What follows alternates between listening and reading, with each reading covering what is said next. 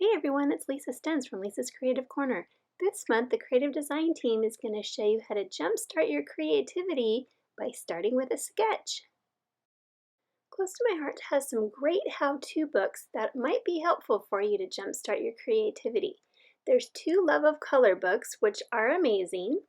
And then there's 5 different Make It From Your Heart books, and these books are what we're going to focus on today, and they have sketches in them to help jumpstart your creativity when you aren't quite sure where to start. So these that I'm showing you right now are volume 3 and volume 4, and as you can see, there's lots and lots of pages in each of the volumes. I managed to fit 2 volumes in this binder, and I'm just flipping through some of the pages here showing you this one has a lot of scrapbooking ideas, this one has a lot of card making ideas, and as you can see on the left side there are actual sketches with dimensions so that you can cut them exactly as they're shown, or you can just use the ideas on the right side as a jumping off point to get you started. This is the Make It From Your Heart Volume 5 book, and I am going to use a couple of the sketches in this book to show you how to make some cards. Now the nice thing about this volume is that there's layouts just like this here and cards. And if you see, this shows you the Love of Color page, so if you want to use the color combinations, you can go back to the Love of Color books, and it gives you lots of color combinations as well. So I love this volume. It's the latest volume that we have, and I'm going to use a couple of the card sketches in the back. I love this one right here with the banners, so I'm going to start with this one. It shows you exactly how to cut the banner shapes if you don't have any dies, which is kind of nice, but I happen to have this stamp set and coordinating die set called Pennant Banner Alphabet. And in addition to the great alphabet and the patterns that come in a stamp set, there's also a set of 4 different banner dies. So I'm going to go ahead and use the pennant shape, the little triangle, to cut my shapes, but I noticed that the banner shape in the die is just a little bit bigger than the banner shape that they show on this pattern. And that's okay because it doesn't have to be exact. I like to use these sketches as a jumping off point, and it doesn't have to be exact. I cut a piece of white daisy cardstock with the largest stitched rectangle thin cuts die, and I'm going to start with this as my base. And then I cut some clouds from my Cricut machine, and I'll put links down below to all of these supplies. So I'm taking a blending tool, and I am just taking some ink and sponging on top of these little cloud shapes to create the background of this card. So I'm using Carolina ink, which is like a really pretty lighter blue.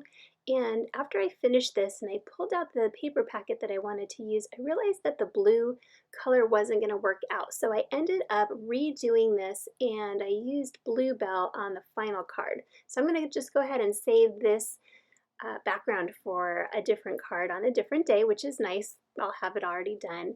So you'll notice in my final card that I ended up with a different color background, but it's the same idea. I used the same clouds to create the fun sky background.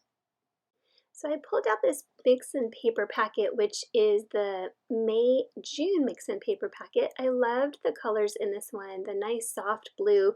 As you can tell, the Carolina blue that I did in the sky didn't quite go, so that's why I redid it with the Blue Belle, which actually matches this paper packet.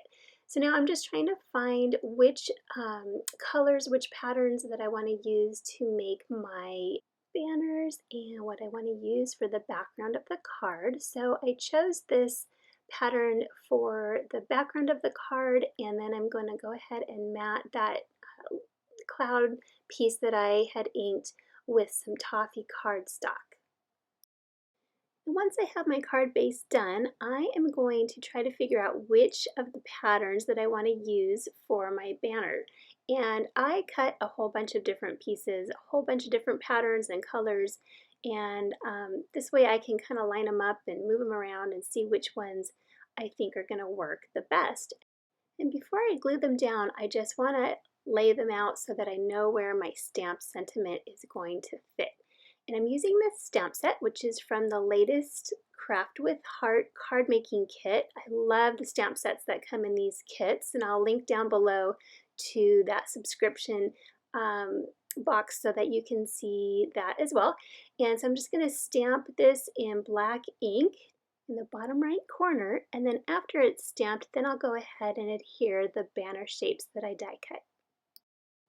After I glue down these banner shapes, I'm just going to take one more peek at the sketch just to see sort of if I'm on track with the angles, and you'll notice that I have one fewer pennants on there than is shown in the sample because my little banner pennant shapes are a little bit larger. And that's okay, like I said before, I'm just using it as a jumping off point, and any changes are okay with me. So now I'm just taking some clear sparkles and adding them in between the banners, and using my piercing tool is super helpful to get them where I want them. Now that this card is finished, I'm going to go ahead and use this sketch idea on another card, but I'm going to do it horizontally. So you can see here it's the same sketch, same idea, but I just made it a horizontal card instead of a vertical card. One of the greatest things about starting with a sketch is that you can follow the sketch exactly like I did on my first card, or you can just use it as a jumping off point and make some changes like I did on my second card. Now I'm going to use another sketch for my second set of cards, and I love this one with the little almost arrow shape, the little point at the end. So I'm going to start out by doing this one differently instead of exactly the same, and I'm just using the arrows as a guide. So I started off with a piece of Ballerina cardstock that I cut to 10 inches by 4 1/4, and I scored it at 5 1/2. And then I made a little notch or a little tick mark with my pencil in the center that measures 2 1/8. And I'm measuring up about 1 1/4 inches on both sides so that I know where to cut it to make that point on the bottom of the card. So I'm just using an X-Acto knife and my metal ruler to cut on these little tick marks that I had created. And you can use a paper trimmer, but I just found it easier just to use my X-Acto knife. I used the cutting guide on the sketch to create 2 more layers to go on top of the card. And I used Flamingo cardstock for these 2 layers. So I used the light side of the Flamingo cardstock for the center layer, and then I used the dark side of the Flamingo cardstock for the top layer. I decided to use this stamp set thin cut combo called Moments with You, and it has these great sentiments that you really need to use this love die with. So I wasn't sure if I was going to use the stamps or not, but I did know that I wanted to use this die cut to create the word love.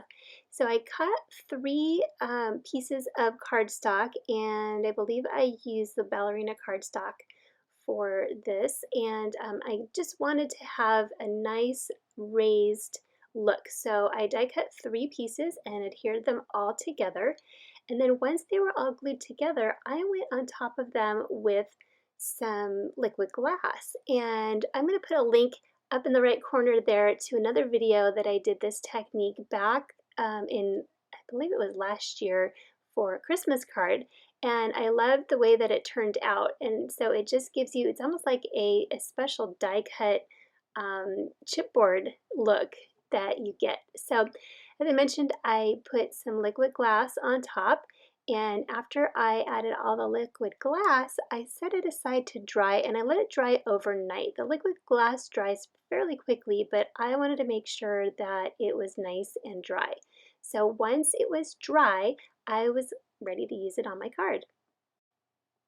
So when I came back the next day, I realized that the top of the card was a little bit too plain for me, so I decided to tear off that top panel and run it through my embossing machine using the Floral lace embossing folder to add just a little bit of dimension and pattern to it. So I went ahead and did that and re-adhered it to my card.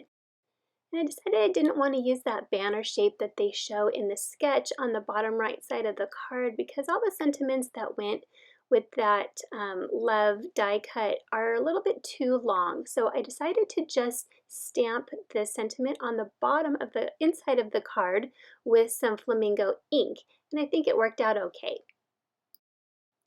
So now I'm just trying to figure out where to put the word love that I had die cut, and it looked a little plain to me, so I went into my stash. I always save all kinds of die cuts and things that I think I'm going to use on a project and I end up not using, so I have a big basket here of all kinds of die cuts and stickers and things that are just quick and easy to pull to use on another project. So I ended up pulling out this little daisy that I was going to use on another project, and I think it's going to work out okay on this card. So I went ahead and adhered the love to the right side there with some liquid glass, and then I'm going to adhere this daisy that I had. I cut it from my Cricut machine, and I believe it was from the Flower Market Cricut cartridge. So if you like the daisy, you can check out the Flower Market Cricut cartridge to find that particular image. And I decided I wanted to add just a little bit of shimmer to the daisy, and so I was just cleaning off my clear shimmer brush, and I'm just adding just a little bit of sparkle to it to finish it off. I'm pretty happy with the way that it turned out. It's quite a bit different than the sketch in that it's a lot longer. You can see that the little pointed shape on the top and the sketch is a lot shorter, and mine is a lot longer and opens at the top. But I really like the way it turned out, and so I am going to go ahead and show you another card that I created using the exact sketch and the exact dimensions. I used a collection called Wander, which is going to be released next month in the July-August catalog. So this is a little sneak peek here that I used some products that aren't quite released yet, but I wanted to show you the difference between the card that I created first with just using the pattern as an idea and a jumping off point next to a card that uses the exact dimensions in the sketch. So here's a couple close-ups of that second card. As you can see here, I used 2 sketches to create 4 cards. And I hope you found some inspiration and are ready to try your hand at using sketches when you feel that creative block to get those creative juices flowing. Don't forget to check out the rest of the Creative Design Team's videos this month to see how they use sketches to jumpstart their projects. All the links to their videos will be down below. Tune in tomorrow to see what Andrew has for us. I know it's going to be amazing. It always is. Thanks for watching, and we'll see you next time. Bye-bye.